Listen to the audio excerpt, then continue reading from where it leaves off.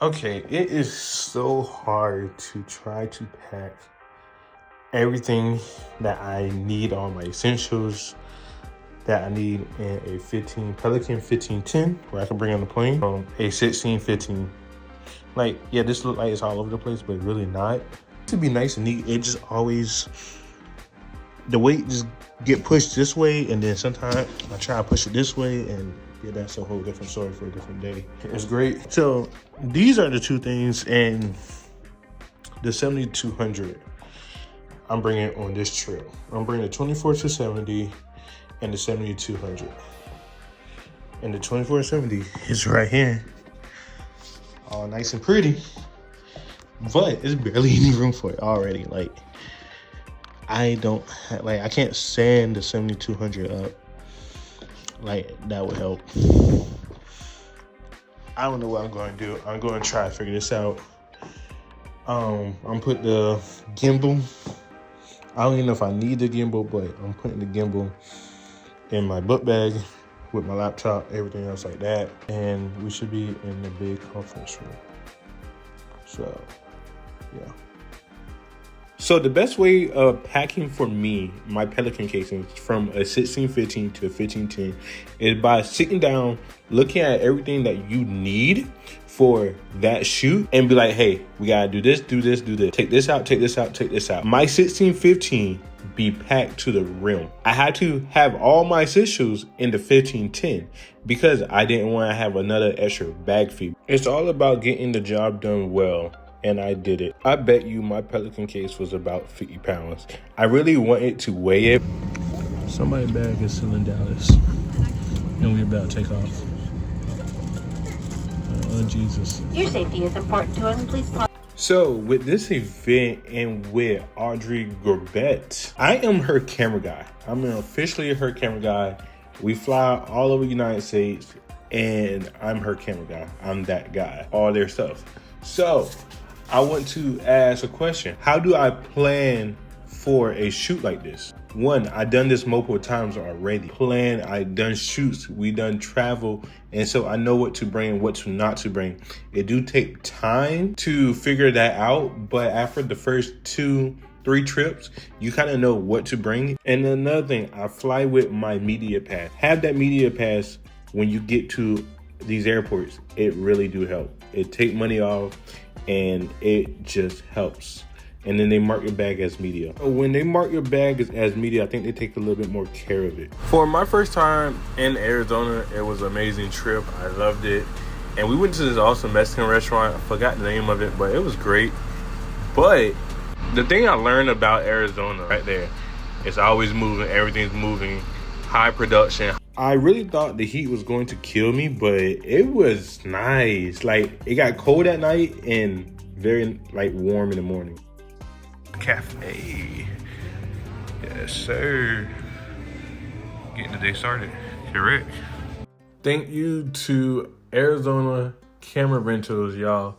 I rented a 600 and a 300, and they gave me combo stands, and I was like, awesome, even better. A little bit more heavier, but hey, it's all right.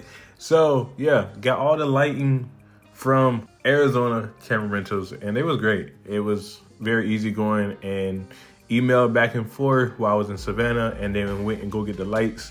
So thank you to Arizona Camera Rentals. If y'all in Arizona and y'all need lights, camera, anything like that, y'all better go hit up Arizona Camera Rentals. So we are in Arizona. My hands are ashy, like sheesh. But we are using aperture 600, 300, soft dome, lantern, and then dome. So we are advancing prefab, a 600 with a lantern, small lantern. I think this is like the first lantern that came out for aperture. I don't know a lot about lanterns because I use the small rig one. We're using FX3 with 24-70 top handle, and we running time code with tentacle sync, man for the tripod. Another FX3 with the DJI mics, shotgun mic, 7200, and tentacle sync, and headphones, because you got more of that audio. And it's a very echoey room. So, and then we got a 300 light dome 3, aperture 300, nothing crazy. Extension cord running from there, boom. Everything like kind of nice and neat. I did not have no gaff tape, but hey, this is the setup. So the 300, the FX3s, this is how everything looks if I was a talent. And my background. So with all the sponsors, awesome. So one adjustment I had to make, if you see right there at the DJI, I am not recording internally while she is speaking. I was like, oh no. And I should have fixed it right then and there, but we did it again because she did mess up on one word, so we just redid it again. But make sure you always is recording internally to your mics. I love the technical syncs with time codes, so we're gonna see about the edit and how they sync up. But overall with the app with technical sync, it's amazing. So I got this one hooked up over here. I got this one hooked up on the side. So it's a lot going on this camera, but we're not using this little boom mic. I just unplugged it and left it on there. So let me give you the settings that we have for both of the cameras. So I was at 1/48 for my shutter speed. I was at f5.6. And then for ISO, I was at 800. And we was baking in a LUT, as in Cinetone. So we shot everything at Cinetone. Everything came out amazing, perfect, and both of the cameras was synced with technical sync for time code. And I can't wait to get technical sync for the mics. If y'all have them, please tell me in the comment section on what do you think about them and how good they do. So this was a very loud holler. I'm just give y'all the heads up right now, but DJI Mic 2s did very well with their noise reduction. So shout out to DJI with their noise reduction with these mics. Thank you, DJI, because I don't know what I would have done. So that's a wrap. Aperture, you did good once again.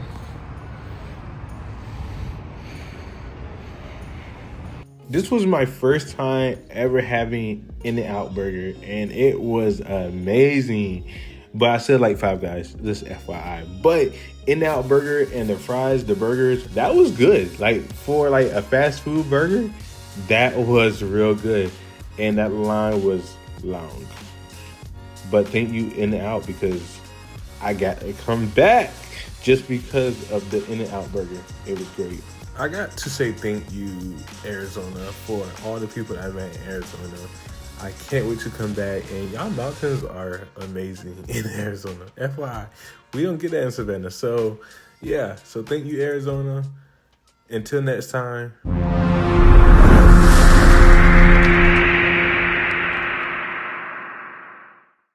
Advancing Prefab videos are sponsored by Mandeville Modular Inc., Premier Manufacturing. We're back here on the Offsite Dirt Network, and we're at the Advancing Prefab event, conference actually, in Glendale, Arizona. And I happened to meet up with one of my really good friends, Ben Galaxiola. How are you today? I'm excellent. I couldn't be better. So Ben, I learned from you that this is the very first time you've been to this event. It is, actually. I'm very happy to be here. And why did you come here to Advancing Prefab? What was it? There's a lot of good, smart people out here, and I want to suck up the energy. There's a lot of good knowledge. And there's a lot of good energy. I will have to agree with you. So Ben, tell us a little bit more about your story. I know that you said that you started in building and then it kind of went into architecture. Can you kind of like reminisce a little bit about that path that you were on?